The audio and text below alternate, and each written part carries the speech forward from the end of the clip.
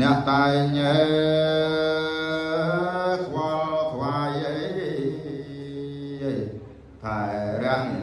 សាអស់អោចាំងថ្លៃវិញសែលន់នៃ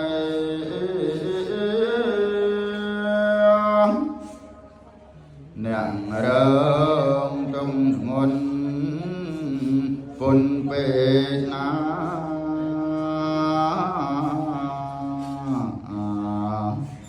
ព្រោះលោកអំបីបាញ់ស្ងួនភ្ញែมันអាចញ៉ែពរនេះ